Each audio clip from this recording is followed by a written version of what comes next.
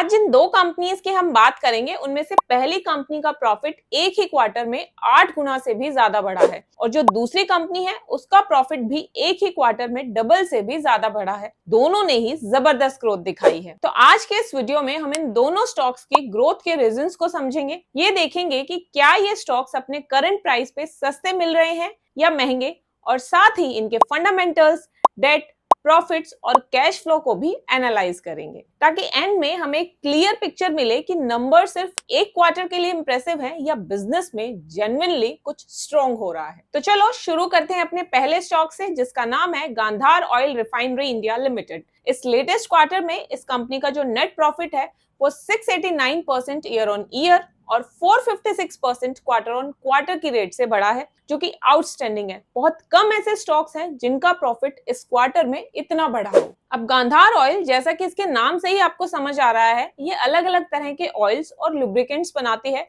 जो beauty products जैसे कि क्रीम्स, लोशन, पेट्रोलियम जेलीज में यूज होते हैं। फिर ये ट्रांसफॉर्मर ऑयल्स भी बनाती है जो कि बिजली के ट्रांसफॉर्मर्स में यूज होते हैं, और इसके अलावा ये कार और मशीन्स के लिए भी लुब्रिकेंट्स एंड ऑयल्स बनाती है। अच्छा, ये कंपनी ना इंडिया की number 1 white oil manufacturing company भी है और दुनिया की टॉप 5 व्हाइट ऑयल कंपनीज में आती है। व्हाइट ऑयल एक बहुत ही प्योर और साफ मिनरल ऑयल होता है जो क्रीम्स, मेडिसिन और कॉस्मेटिक्स के दूसरे प्रोडक्ट्स में यूज होता है। इंडिया की व्हाइट ऑयल मार्केट में इस कंपनी का शेयर 26.5% है और ग्लोबली इसका शेयर 9.6% है। अब इसके ग्रोथ के नंबर्स अगर मैं आपको दिखाऊं तो इस लेटेस्ट क्वार्टर में रेवेन्यू 92% ईयर ऑन ईयर बढ़ा है, मतलब ऑलमोस्ट डबल ही हो गया। एबिटा भी इंक्रीज हुआ है और नेट प्रॉफिट का मैंने आपको बता ही दिया है, वो करीब 689% से इंक्रीज हुआ है। अगर एग्जैक्ट नंबर में आपको बताऊं तो जून 2025 वाले क्वार्टर में नेट प्रॉफिट सिर्फ 26 करोड़ था, जो इस क्वार्टर में जंप करके सीधा 206 करोड़ हो गया और ये पहली बार है जब नेट प्रॉफिट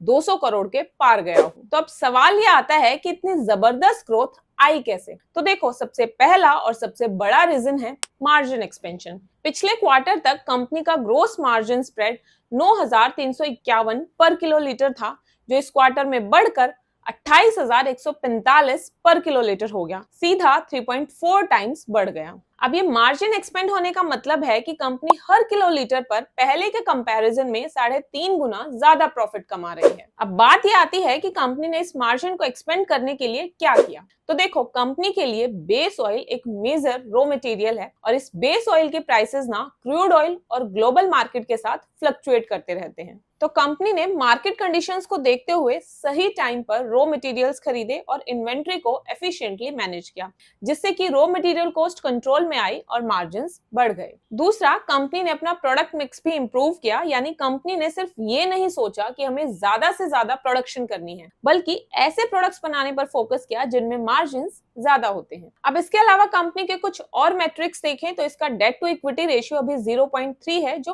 काफी कम है। नॉर्मली अगर डेट टू इक्विटी रेशियो 1 से कम हो तो वो सेफ ही माना जाता है। इसके बाद कंपनी का रिटर्न ऑन कैपिटल एम्प्लॉयड जो है वो लगभग 13% है, जो सेक्टर के मीडियन से तो कम है, पर अच्छी बात यह है कि कंपनी ने इस क्वार्टर में कम बैक किया है। अगर आप इनके 5 और 7 साल के रिटर्न ऑन कैपिटल एम्प्लॉयड के नंबर्स देखोगे तो वो 24 और 23% है, जो कि काफी अच्छे हैं। तो होपफुली फ्यूचर में कंपनी इस ग्रोथ को मेंटेन करेगी और रिटर्न ऑन कैपिटल एम्प्लॉयड को दोबारा से इंप्रूव कर पाएगी। अच्छा, इन्होंने जो कमबैक किया है उसका रिजल्ट ये निकला है कि एफआईआईज और डीआईआईज दोनों ने इस क्वार्टर में कंपनी में अपने स्टेक को भी इंक्रीज किया है। आप यहाँ देख भी सकते हो कि दिसंबर से मार्च क्वार्टर में एफआईआईज और डीआईआईज दोनों का स्टेक गिर गया था, क्योंकि ये क्वार्टर उतना अच्छा नहीं रहा था। लेकिन इस क्वार्टर की आउटस्टैंडिंग परफॉर्मेंस के बाद एफआईआईज और डीआईआईज दोनों ने अपने स्टेक को इंक्रीज कर लिया है। सबसे अच्छी बात यह है कि प्रोमोटर्स की होल्डिंग बेस्ड स्टॉक में लगातार इंक्रीज हो रही है, जो कंपनी के मालिकों के भरोसे को दिखाता है। अब एक बार इसकी वैल्यूएशन और देखते हैं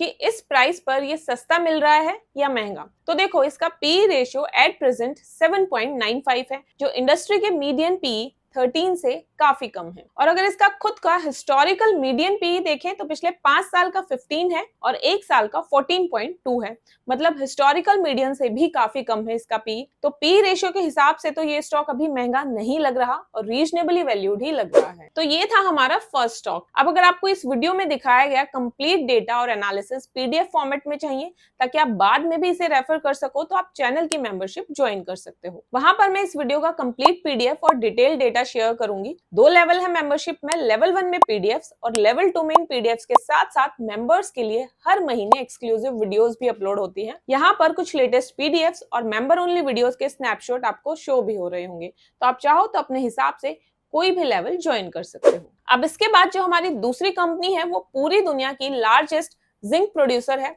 नाम है हिंदुस्तान जिंक लिमिटेड। तो ये कंपनी मेनली जिंक, लेड और सिल्वर की प्रोडक्शन करती है। कंपनी की सबसे बड़ी स्ट्रेंथ है कि इनके पास जिंक और लेड का बहुत बड़ा स्टॉक है और इस मामले में ये कंपनी दुनिया में सेकंड नंबर पे आती है। कंपनी जिस स्पीड से अभी माइनिंग कर रही है, अगर ये सेम स्पीड मेंटेन रहे तो अगले 25 साल तक ये माइनिंग कंटिन्यू कर सकती है। अब लेटेस्ट क्वार्टर की बात करें तो इस कंपनी के नंबर्स काफी स्ट्रॉन्ग रहे हैं। कंपनी का रेवेन्यू 77% ईयर ऑन ईयर बढ़कर 13,747 करोड़ रहा।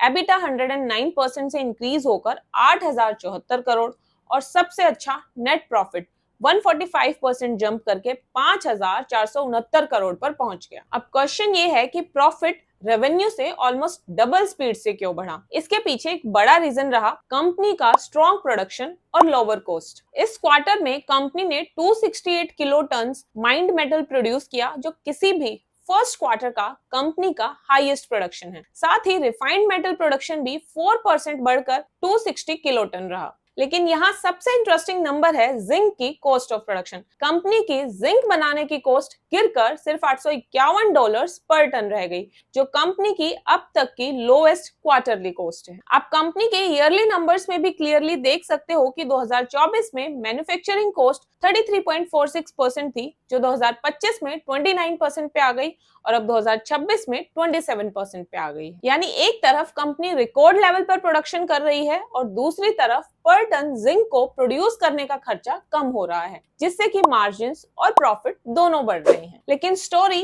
यहीं खत्म नहीं होती। इस क्वार्टर में इस कंपनी के प्रॉफिट में सिल्वर ने भी बहुत बड़ा रोल प्ले किया है। कंपनी ने 149 मेट्रिक टन सिल्वर प्रोड्यूस किया है और सिल्वर ने ओवरऑल प्रॉफिट्स में अराउंड 46% कंट्रीब्यूट किया है। अब इसके बाद कुछ और मैट्रिक्स देखें तो कंपनी का रिटर्न ऑन इक्विटी और रिटर्न ऑन कैपिटल एम्प्लॉयड दोनों ही आउटस्टैंडिंग है। रिटर्न ऑन इक्विटी 69% है और रिटर्न ऑन कैपिटल एम्प्लॉयड 76% है। इसके बाद कंपनी की डेट पोजीशन भी बिल्कुल कंफर्टेबल है। इनका डेट टू इक्विटी रेशियो भी 0.39 है। सबसे अच्छी बात यह है कि कंपनी ने इस साल अपनी बोरोइंग्स को भी कम किया है। जैसे पिछले साल 2025 में ये 10,964 करोड़ थी, जो इस साल घटकर 8,726 करोड़ रह गई। एक और पॉजिटिव पॉइंट इसका ये है कि कंपनी के पास 11,584 करोड़ के फ्री कैश फ्लोज हैं। फ्री कैश फ्लोज अगर ज्यादा हो तो उसका फायदा ये होता है कि कंपनी उसका यूज डिविडेंड देने, डेट कम करने या फ्यूचर ग्रोथ में इन्वेस्ट करने के लिए कर सकती है। फ्री कैश फ्लोज के साथ ही कंपनी का कैश फ्रॉम ऑपरेटिंग एक्टिविटीज भी लगातार पॉजिटिव है।